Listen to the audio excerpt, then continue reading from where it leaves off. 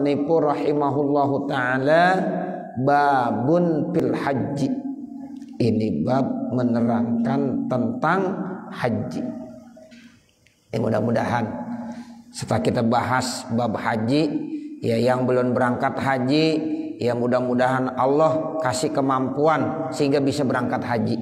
Ya amin ya rabbal alamin. Yang sudah, ya mudah-mudahan bisa kembali lagi. Ya amin ya rabbal alamin. Sebab nggak ada yang bosan sama haji. Ya tanya dah yang udah pergi haji. Ya itu kadang-kadang baru sampai sana udah pengen berangkat lagi. Kok kapan berangkat lagi? Padahal baru sampai. Ya baru sampai udah pengen kapan gua berangkat lagi. Begitu nggak bapak saudara? Iya. Sama yang umrah juga begitu. Yang umrah baru sampai umrah, dibilang begini, ya Allah kapan saya bisa berangkat umrah lagi? Pulang aja belum, udah pengen berangkat lagi. Itulah nikmatnya yang namanya ibadah haji maupun ibadah umrah. Mudah-mudahan kita sebelum meninggal dunia, mudah-mudahan Allah ya catat kita sehingga bisa berangkat ibadah haji, bisa berangkat ibadah umrah, bisa ziarah ke makam Rasulullah sallallahu alaihi wasallam. Amin ya rabbal alamin. Nah, sekarang kita lihat bab terkait tentang haji. Qala sallallahu alaihi wasallam Abdulul jihadi hajjun mabrur. Rasulullah SAW bersabda, jihad yang paling abdol, jihad yang paling mulia itu adalah haji mabrur. Jadi haji mabrur itu dikategorikan sebagai jihad yang paling mulia.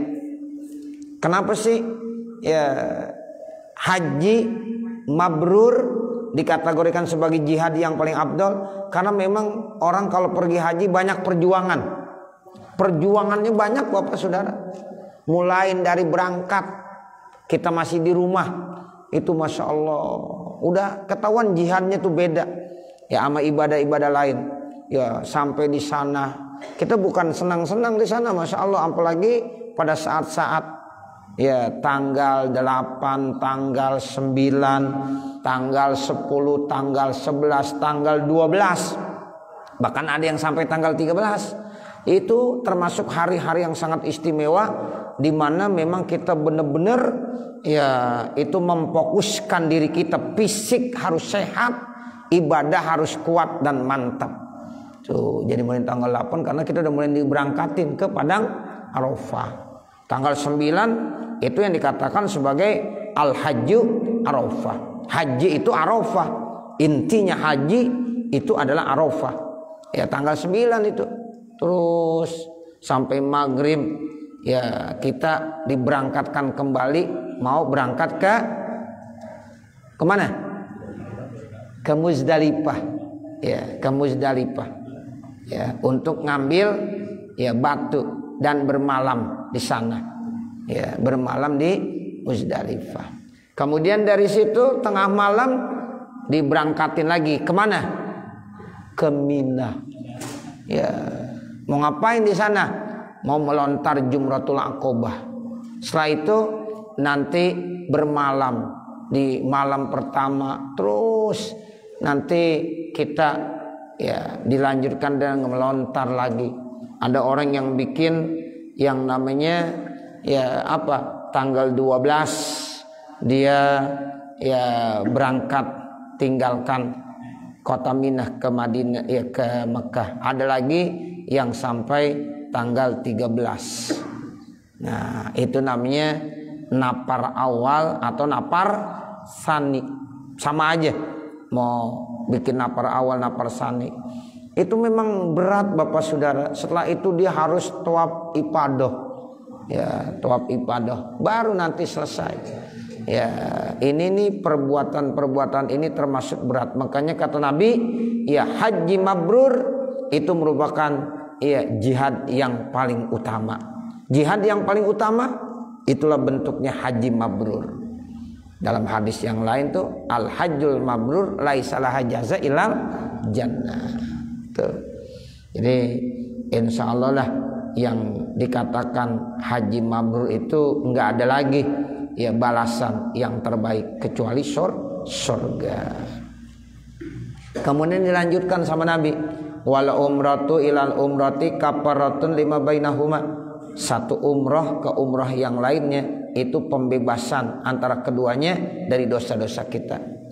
Makanya kita dianjurkan ya umroh itu jangan sekali, beberapa kali. Sebab dari satu umroh ke umroh yang lain itu dosa kita diampunkan. Dari satu umroh ke umroh yang lain dosa kita diampunkan. Dari satu umroh ke umroh yang lain dosa kita diampunkan. Nah ini hadisnya, al umratu ilal umrati kafaratun lima bainahuma. Sebab nanti ada yang punya prinsip, saya nggak mau bikin umroh banyak-banyak, cukup sekali aja. Ya nanti saya mau langsung haji aja nunggu. Ada yang punya prinsip begitu. Nah tapi kita punya prinsip yang ini nih, al umratu ilal umrati kafaratun lima bainahuma. Jika kalau bisa ada kesempatan waktu sehat, ya silahkan kerjakan umroh. Nanti ada kesempatan waktu sehat, kerjakan lagi umroh. Sehingga orang pergi haji banyak yang bikin umroh tuh. Ada yang sampai 7 kali, ada yang 10 kali, bahkan lebih dari itu. Tergantung kondisi kita. Tapi minimal 7 kali mah harus. Ya, tuh begitu. Ya, sebab memang dikatakan al umratu ilal umrati kafaratun lima bainahuma. Semakin banyak kita melaksanakan ibadah umrah saat itu, maka dosa-dosa semakin diampunkan oleh Allah. Sehingga benar-benar bersih, pulang haji seperti bayi yang baru dilahirkan, gak punya dosa sama sekali. Itu yang namanya al umratu ilal umrati kafaratun lima bainahuma. Sebab kan kita di Mekah lama kalau haji, ya, itu kurang lebih pakai 30 hari, kurang lebih pakai 1 bulan. Kita di mana? Di Mekah. Nah salah satu kegiatan kita buat program umroh. Ya, umroh. Nah seperti itu, karena memang kita cukup lama Bapak Saudara pada saat kita di Mekah. Beda kalau kita bikin umroh. Kalau umroh 7 hari, umroh 10 hari, ya paling bisa pergi umroh, bikin umroh 3 kali, 4 kali cukup. Nah karena memang waktu kita terbatas, capek kalau bikin umroh itu. Ya kalau kita cuma 10 hari, 7 hari, emang capek banget. Tapi kalau haji sebulan di Mekah, sehingga kita santai. Ya, lebih banyak istirahatnya, sehingga waktu-waktu itu kita isi diantaranya dengan ibadah umroh berulang-ulang. Wal hajjul mabruru laisa lahu jazaa'un illal jannah. Haji mabrur itu tidak ada balasan yang pantas kecuali surga. Wa umratun fi ramadana ta'dilu hajjatan ma'i. Umroh di bulan Ramadan itu sebanding dengan haji bersama dengan saya. Umroh di bulan Ramadan itu nilainya sama seperti haji bersama dengan Nabi. Makanya umroh di bulan Ramadan berat banget, apalagi zaman-zaman sekarang ini. Ya makanya kalau mau bikin umrohnya malam, jangan siang. Kalau siang kondisi lagi puasa, berat banget Bapak Saudara. Nah itu, jadi umrah di bulan Ramadan memang punya nilai tersendiri, sehingga kata Nabi seperti haji bersama dengan saya. Wa man hajja falam yarpus walam yapsuk raja'a min zunubihi kayauma waladathu ummuh. Siapa-siapa yang melaksanakan ibadah haji, kemudian dia tidak berbuat ropas, dia tidak berbuat fasik, artinya tidak melakukan yaitu perbuatan-perbuatan keji, perbuatan munkar, perbuatan maksiat yang dilarang sama Allah, selama haji bersih dia, dijaga benar, tidak berbuat ropas, nggak berbuat fasik.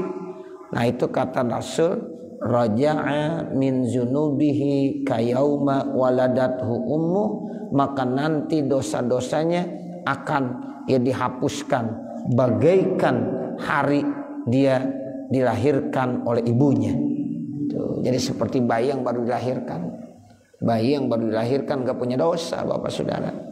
Ya, jadi kata Nabi, ya ma min mauludin illa yuladu alal fitrah. Tidak ada dari seorang bayi yang dilahirkan ya kecuali dalam keadaan fitrah. Fitrah itu artinya bersih, suci, gak punya dosa, gak punya noda. Begitulah orang yang pulang haji, pulang umroh, gak punya dosa, gak punya kesalahan, seperti bayi yang baru dilahirkan.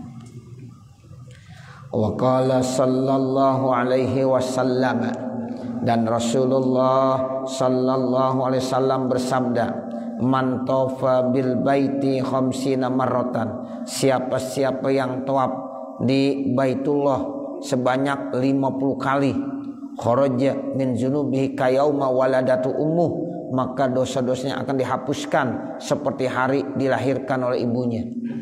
Tuh tawaf mulu, tawaf sunnah sekali itu maksudnya 7 kali putaran Pak. Ya kalau 50 kali berarti 50 kali 7, bukan 50 putaran 1, 2, 3, bukan begitu. Sebab yang namanya kita tawaf mesti mengelilingi Ka'bah berapa kali? 7 kali. Itu 7 kali baru benar 1. Ya nanti muterin lagi 7 kali, 2 muterin lagi 7 kali, 3. Lah kalau 50 kali lumayan gak kira-kira? Lumayan, capek juga. Makanya kita kalau lagi tawaf lebih bagus dekat sama Ka'bah. Semakin dekat sama Ka'bah berarti semakin apa? Semakin cepat dan semakin jaraknya enggak terlalu lama, enggak terlalu panjang. Ya, itu. Jadi kalau kita semakin jauh dari Ka'bah semakin ya luas, semakin panjang, semakin lama. Apalagi di atas.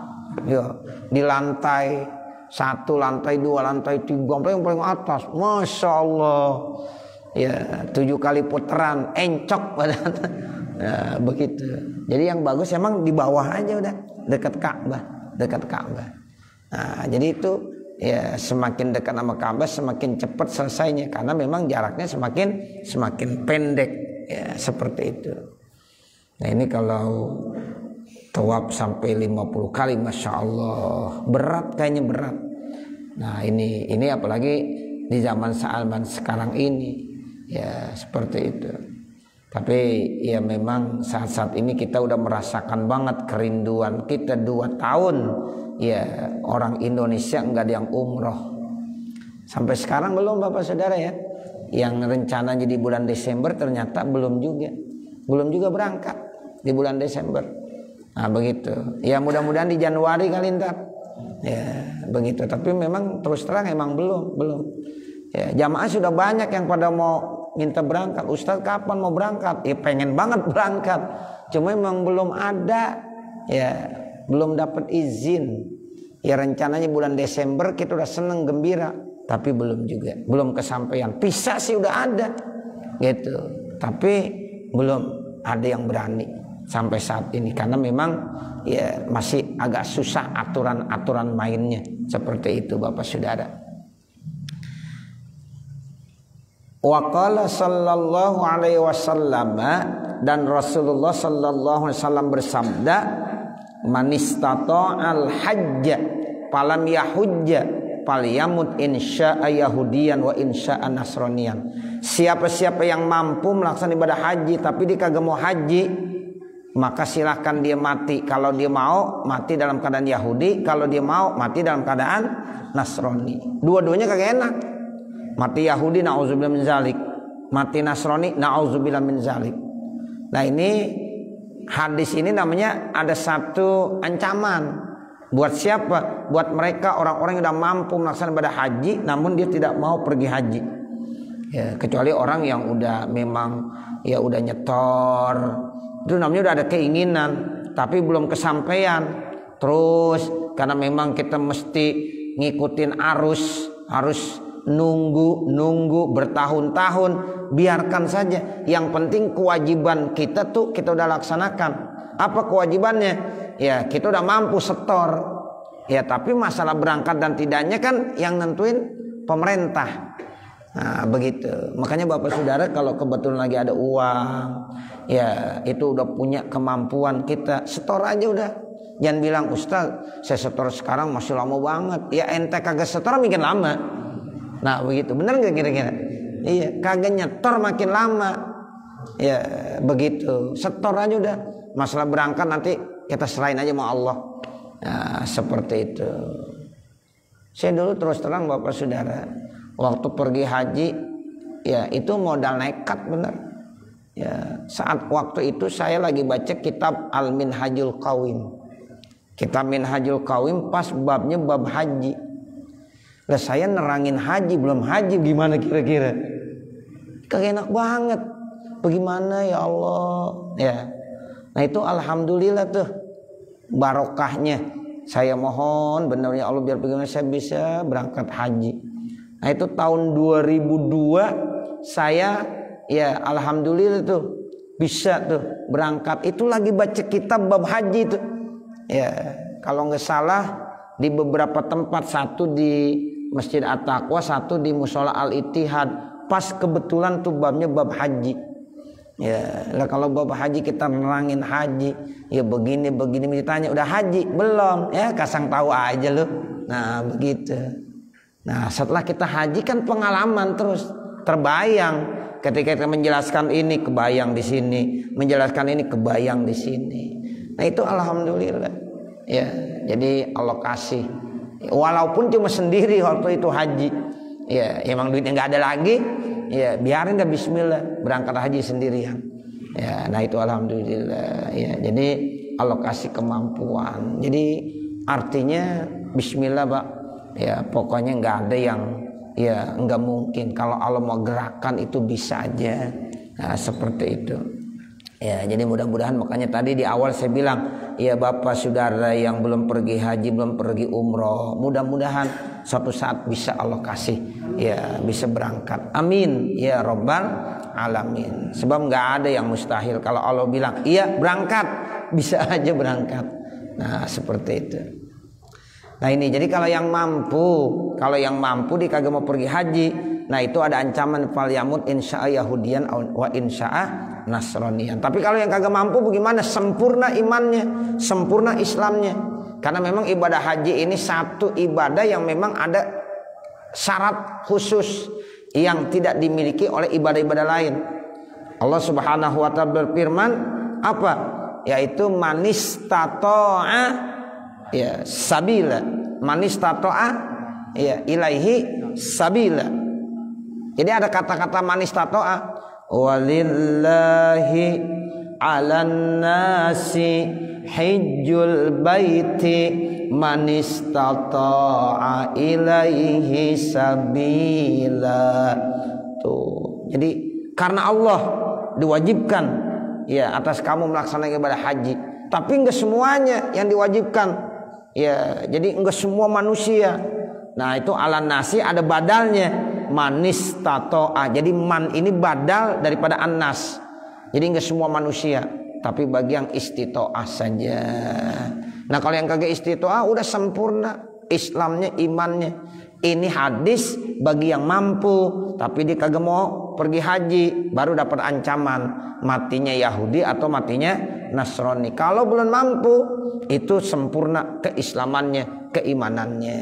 Karena memang berdasarkan ayat tadi, yaitu manistata'a ilaihi sabila. Wa qala sallallahu alaihi wasallam, dan Rasulullah sallallahu alaihi wasallam bersabda, salatun fi masjidi afdalu min alfi salatin fi ma siwahu illal masjidal haram. Salat di masjid saya itu lebih afdal kebanding 1000 kali salat pada selain masjid saya, kecuali Masjidil Haram afdalu min mi'ati alfi sholatin, nilainya lebih afdal kebanding daripada 100.000 sholat. Ini nih dua tempat istimewa banget. Satu namanya Masjid Nabawi, itu masjidi maksudnya Masjid Nabawi. Yang satu lagi namanya Masjidil Haram. Jadi Allah berikan tempat yang istimewa. Kalau tempat yang istimewa itu tertentu, hanya ada di Mekah dan di Madinah. Ada lagi nanti Allah memberikan waktu yang istimewa. Kalau waktu yang istimewa itu di mana saja bisa kita dapatkan. Nah seperti itu. Sekarang tempat yang istimewa. Mana tempat yang istimewa? Itu hanya Mekah, Madinah. Ada Masjid Nabawi. Itu Bapak Saudara, berdasarkan hadis ini, itu orang kalau ibadah di Masjid Nabawi 1 kali sholat bandingan sama dengan 1000 kali sholat. Ya Allah, 1 dikalikan 1000. Makanya kesempatan kita kalau lagi di kota Madinah, perbanyak amal ibadah. Ya, kita baca tasbih subhanallah 1 kali di Masjid Nabawi, sama di sini 1000 kali. Ya, subhanallah, subhanallah, subhanallah, subhanallah 1000 kali. Di sana baru 1 kali. Nah, itu Masjid Nabawi ketupannya. Kita sedekah 1 real sama seperti di sini 1000 real. 1000 real banyak Bapak Saudara. Ya, itu keistimewaannya. Ya, sehingga ya istimewa banget yang namanya Masjid Nabawi. Namun ada lagi yang lebih istimewa lagi, yaitu Masjidil Haram. Kalau Masjidil Haram itu 100.000 sholat 1 kali di Masjidil Haram sama di sini dengan 100.000 kali sholat. Sama yang lain-lain juga begitu, sedekah, melakukan apa saja, kebaikan-kebaikan apa saja dikalikannya 100.000 kali sholat. Nah, makanya beruntung orang yang udah pernah di Masjidil Haram ibadah, beruntung orang yang sudah pernah ibadah di Masjid Nabawi, karena memang Allah memberikan tempat yang istimewa cuma 2, Nabawi sama Haram gitu. Kalau di Indonesia nggak ada. Kali kita di Masjid Istiqlal sama aja, Masjid Istiqlal sama di Al Hidayah sama ya begitu. Kali di Masjid Kuba Mas sama aja, di Kuba Mas sama di sini ya nggak ada bedanya. Ya, itu seperti itu. Tapi Masjidil Haram sama Masjid Nabawi itu istimewa berdasarkan hadis Nabi. Nah, ada lagi Allah ngasih waktu yang istimewa. Nah, kalau waktu istimewa ini kita bisa dapatkan di mana saja, termasuk kita ada di Indonesia, di Kampung Baru. Allah kasih waktu istimewa. Mana waktu istimewa? Misalnya sulusul akhir, 1/3 malam. Itu kalau kita ya ibadah itu termasuk istimewa. Bainal azanain, antara 2 azan, artinya antara azan dengan qomat, itu kan ada beberapa waktu tuh, itu waktu istimewa. Kalau kita berdoa mudah-mudahan diijabah sama Allah. Nah begitu. Antara khutbah pertama dengan khutbah kedua yang singkat tuh, kan ada ya duduk khotib di atas mimbar beberapa menit lah, 1 menit apa 2 menit. Yang jelas itu waktu istimewa. Manfaatkan Pak. Kita mohon nama Allah, kita berdoa, mudah-mudahan doa kita mustajab. Itu namanya waktu istimewa. Ya, jadi kalau waktu-waktu itu insya Allah kita diberikan sama Allah. Cuma tempat yang kagak diberikan. Ya, jadi tempat itu hanya di Makkah dan di Madinah. Itu nanti banyak kita lihat di depan Ka'bah, di Maqam Ibrahim, di Hijr Ismail, ya di Bukit Sofa, di Bukit Marwah. Kalau di Madinah di Raudhah. Nah, itu ada tempat-tempat istimewa ya yang tidak didapatkan di tempat-tempat yang lain. Makanya umat Islam seluruh dunia mengejar ke sana. Ya, ngejarnya ke sana. Kenapa? Karena memang tempatnya cuma di sana. Sehingga walaupun bayar mahal, naik pesawat dan lain sebagainya, diusahakan untuk mendapatkan ganjaran pahala di sana. Nah begitu, karena kalau kita ukur dengan pahala, itu nilai itu yang kita bayar dengan puluhan juta, nggak ada apa-apanya Bapak Saudara. Kalau dibandingkan dengan apa? Dengan pahala yang kita dapatkan. Nah begitu, itulah kenapa orang selalu bermotivasi semangat, walaupun yang namanya pergi haji mahal, pergi umroh mahal, ya puluhan juta, tetap aja mereka pengen, karena ya bandingannya itu dengan ganjaran pahala, ya pahalanya besar banget seperti itu, karena nggak bisa kita ya cari di sini. Nah kalau di sini palingan waktu-waktu yang istimewa, sulusul akhir yang saya bilang tadi, ya itu bainal azanain. Nah itu nanti ada waktu-waktu yang istimewa. Nah itu hanya diberikan, tapi tempat nggak ada di sini, cuma di Mekah dan di Madinah. Nah inilah makanya ada hadis begitu, Masjid Nabawi ada Masjidil Haram. Kalau di Masjid Nabawi 1 berbanding 1000, kalau di Masjidil Haram 1 berbanding 100.000. Waman mata, siapa-siapa yang meninggal dunia bi ahadil haramain, di salah satu tanah haramain, ada tanah haram Mekah, ada tanah haram Madinah, itu namanya haramain. Jadi haramain itu artinya tanah mulia, ya tanah haramain namanya, tanah haram Mekah, tanah mulia namanya haram di situ. Tanah haram Madinah, tanah haram mulia di Madinah. Jadi dua tempat tuh. Makanya karena dua disebut haromain, isim tasniyah. Kalau satu namanya haram, ya kalau dua namanya haromain. Siapa yang meninggal di salah satu dua tanah haromain, bu'isa minal aminin yaumal qiyamah, maka dia akan dibangkitkan di hari kiamat dalam keadaan aman. Itu jaminannya. Orang pergi haji meninggal di Mekah atau di Madinah, orang pergi umrah meninggal di Mekah atau di Madinah, itu dapat jaminan nanti dari kiamat dia akan aman. Waktu dibangkitkan, ya itu dia ya, akan diberikan perlindungan, keamanan oleh Allah Subhanahu wa taala. Enggak ada rasa takut. Nah, karena ini jaminan dari Rasulullah melalui hadis ini. Wa man ra'ani ba'da mamati, siapa yang melihat saya setelah saya meninggal dunia, maka anna mar'ani fi hayati, seakan-akan dia melihat saya pada saat saya masih hidup. Ini namanya orang yang ziarah ke kubur Nabi. Kita pernah ziarah ke kubur Nabi, Pak. Ya kan Nabi udah wafat, udah meninggal, tapi sama aja seperti kita datang berkunjung saat Nabi masih ada. Nah begitu. Makanya kita bilang as-salatu wassalamu alaika ya Rasulullah, as-salatu wassalamu alaika ya Habiballah, as-salatu wassalamu alaika ya Safwatallah. Itu Allah kembalikan ruh Nabi Muhammad menjawab. Dijawab tuh Bapak Saudara. Ya siapa yang mengucapkan salam dijawab. Ya kata Nabi, kamu datang saat saya meninggal dunia sama seperti kamu datang ke saat saya masih hidup. Enggak ada bedanya. Tuh begitu. Nah kita menyampaikan salam jamaah-jamaah kita didengar juga sama Nabi. Tuh makanya kalau ada orang ngirim salam buat Nabi, sampaikan di sana. Ya Rasulullah, teman saya, jamaah saya yang menyampaikan salam buat engkau ya Allah. Ya Rasulullah. Nah itu kita sampaikan salam-salam daripada jamaah kita di makom Nabi. Nabi jawab itu. Ya, itu istimewa. Nah, makanya ini ada hadis begitu. Siapa yang melihat saya setelah saya meninggal, seakan-akan dia melihat saya pada saat dia masih hidup. Wa man ra'a qabri, saya yang melihat kubur saya, kuntulahu syafian yaumal qiyamah, adalah saya nanti akan bisa menolong di hari kiamat. Kita kalau ngelihat kubur Nabi aja, ngelihat kubur mana kubur Nabi, itu kubur Nabi kita udah lihat. Itu nanti kita dijanjiin akan mendapat syafaat, pertolongan dari Nabi Muhammad sallallahu alaihi wasallam. Baru ngelihat doang. Ya Allah baru ngelihat.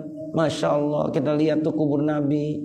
Ya, ini di mana kubur Nabi tuh? Kubur Nabi. Ya, itu insyaallah ya kuntu lahu syafi'an yaumal qiyamah. Maka saya ya nanti akan memberikan pertolongan syafaat kepada orang tadi. Kapan? Yaumal qiyamah, di hari kiamat. Nah nanti baru babun fin nikah. Mudah-mudahan apa yang kita baca ada manfaatnya. Amin ya rabbal alamin. Wa sallallahu ala sayyidina Muhammadin wa ala alihi wa sahbihi wa sallam. Walhamdulillahi rabbil alamin. Al-Fatihah. A'udzubillahi minasyaitonir rajim.